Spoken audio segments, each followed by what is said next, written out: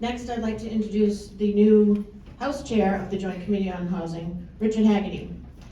Elected to the Massachusetts House in 2019, Representative Haggerty represents the city of Woburn and the town of Reading.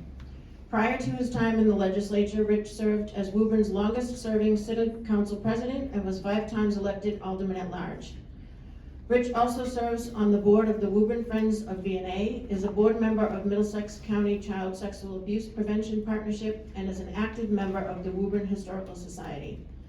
In his role as business and community leader, Rich has effectively combined his real-world experience and passion for civic engagement to deliver results for his constituents.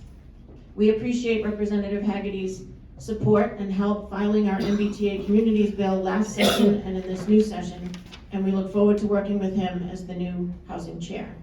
Good morning, Rep. Haggerty.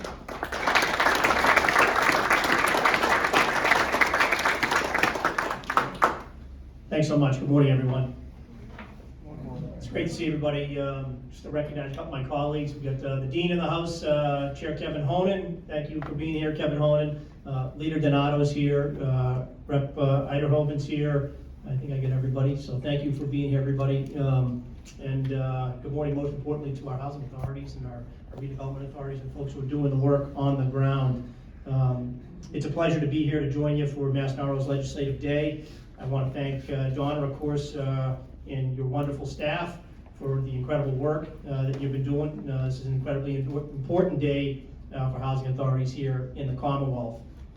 I want to thank all 240 local housing authorities and staff for all the hard work they do every single day on the ground in our communities. Your efforts as housing authorities demonstrate your strong commitment and steady commitment to making sure people, including our veterans, seniors, and folks with disabilities, are safely housed. I know Speaker Mariano, as well as my legislative colleagues, placed incredible trust in your efforts to make sure that people remain housed and are safe. I want to recognize my own local housing authority, who's here with us this morning, David Keating, as well as my other local housing authority, Catherine Gallant over in Reading, who's here with us, and also want to recognize former State Rep Carol Donovan, who now serves on the Housing Authority in Woburn. Thanks for coming in, Carol. Carol served for 14 years in this building and was a housing champion. So as the new House Chair in the Joint Committee on Housing, I look forward to working with you all on the issues facing public housing authorities across our great state to make sure that our residents are educated on their housing options and have a decent, affordable place to call home. I also look forward to working with my Senate co-chair, Senator Sear, another great champion when it comes to housing. He's done incredible work, and we look forward to working together and being a partner when we look at solutions. Some of the issues we're certainly going to be digging into this session is funding and rehabilitation of our public housing stock, support for service coordinators, making sure CHAMP's program is running smoothly and optimally, making sure we continue to get more residents off the street and off of waiting list into safe, secure housing. Last session, of course, the state legislature authorized $2 billion in capital authorizations within the Affordable Homes Act for our public housing authorities to support modernization of the over 43,000 units we have in our state. We also included $150 million dedicated specifically to decarbonizing our public housing stock, which will help us update our heating systems, our air conditioning systems, and so on. Last session, the House funded our housing authorities at $112 million, a $10 million increase from what the House did in FY23. Governor Healy recently filed $115 million for her budget in H1. And even with some concerns over budget constraints this session, I have full confidence in Speaker Mariano and House Chair Aaron Leibowitz as we continue to advocate through leadership to continue to fund and support our housing authorities. There are over 180 bills before our committee that Senator Sear and I look forward to digging into in the coming months, and reviewing legislation before us and continue to make sure that our public housing stock is properly funded, supported, and updated.